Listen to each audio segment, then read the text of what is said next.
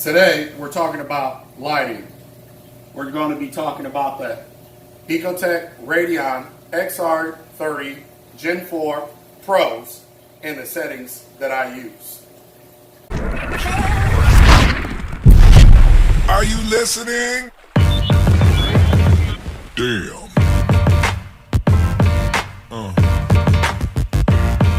Yeah.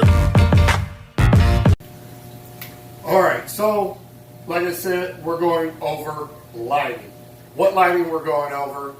We are going over Ecotech Radion XR30 Gen 4 Pros. That is what is running the beast. This is my marine aquarium. It is 8 feet long, 4 feet wide, 27 tall.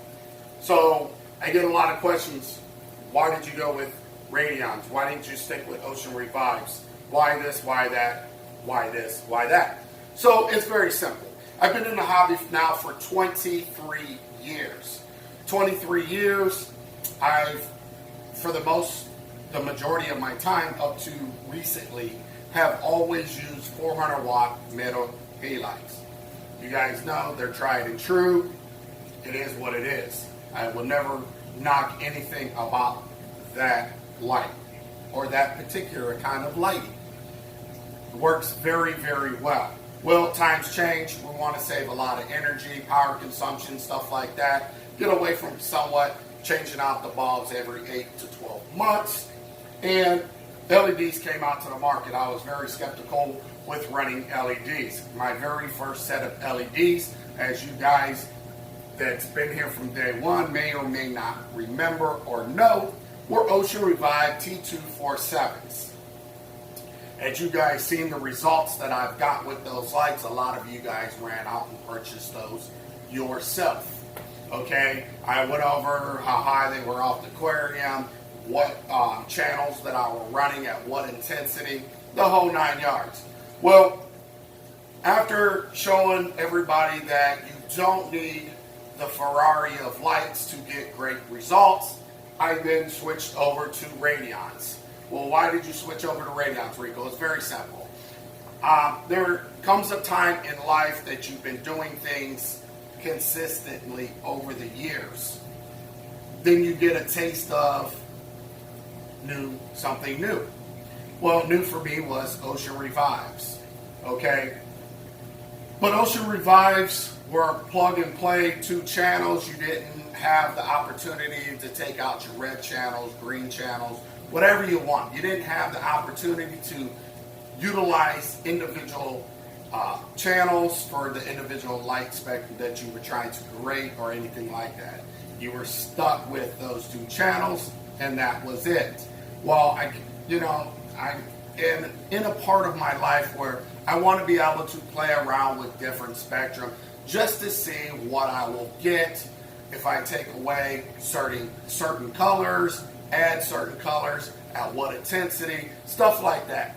So I don't want to drag the video out too long because we have to go sit at the computer so I can show you the lighting intensity, what exactly I'm running, what colors I'm running, at what intensity, what percentage, the whole 9 yards. I don't want to hide anything from you. I want to show you guys exactly what I'm doing with this aquarium.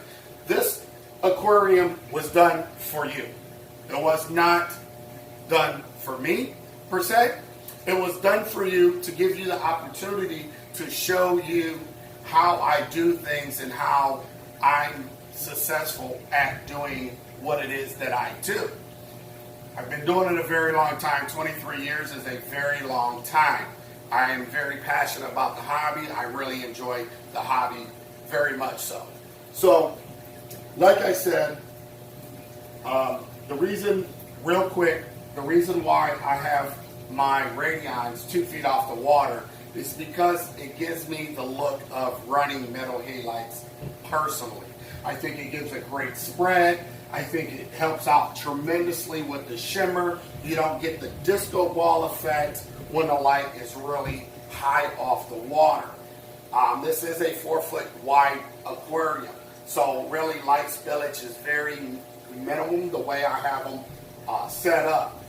The corals are loving life. It looks so natural for me to have these legs this far up, like I said, give me the opportunity to work inside my aquarium, do whatever it is that I need to do without the hassle of moving lights out of my way or me damaging lights. Also, one other good thing about having the light so far off the water is you don't have to deal with the salt creep.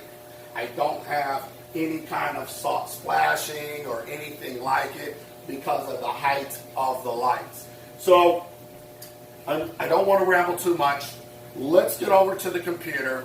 Let me go through what it is that I am doing with this aquarium with you. So let's go.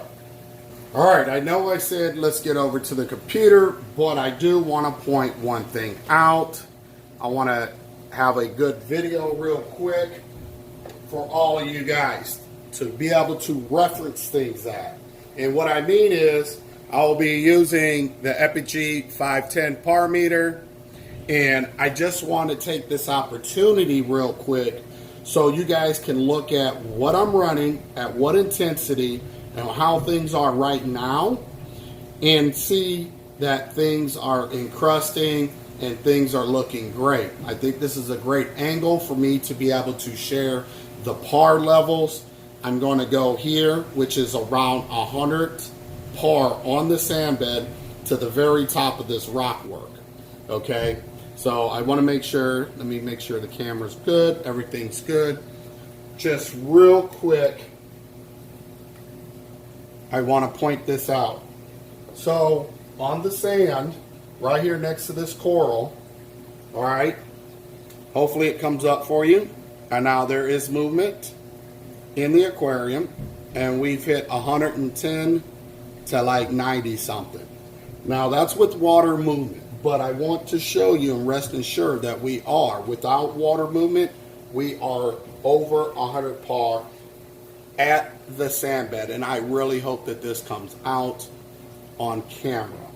Okay, so right here on this ledge of the rock, as you can see in the video, we are roughly, we got down to 120, we hit 150 something. So make sure I'm not moving that. So 144. We had one spot we did hit 150. Hopefully this is coming out 159. Okay, and then up here, which is roughly a foot underwater, we're hitting 190, 140, 180, 197, 177, 2. We actually even hit 218. Okay, so this is with water movement, just so you know. So I gave you sand bed, probably roughly 8 inches to 10 inches off the sand, the top of this rock, and then let's see if I can do this right at the surface. 230, 287, 282, whatever. Okay, so right under surface is 300. Now it's time for us to go check the intensity and show you guys exactly what it is that I'm running. So now that we are here, I want to show you how things, so that starts at 9 and ends at 10. That's my schedule. Starts at 9, ends at 10. So from 9 to 9:22, we're at 27% intensity. From 9:22 to 9:52, gets up to 33%. Stays at 33% from 9:52 all the way to 154. From 154, from at 33% intensity, it drops down. At 224, starts at 27% intensity from 224 all the way till 9:30. From 9:30, there is a half-hour ramp down all the way from 27 down to 0% intensity at 10 o'clock. That is my schedule that I run throughout the day. If you'll look over here, we're at 45% overall intensity. So let's get into the colors that I run. So from 9 o'clock to 9:22, we stay at 45%, and we have our UV 100%, violet 100%, royal blues 100%, and blue 100%. We have our cool whites, warm whites, greens, and reds, hyper red, all at 0%.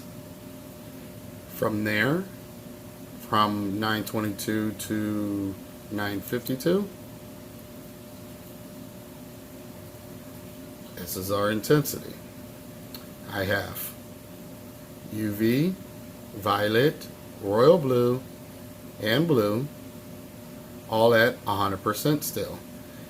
I have cool white at 50%, warm white at 0, green at 50%, red at 10%.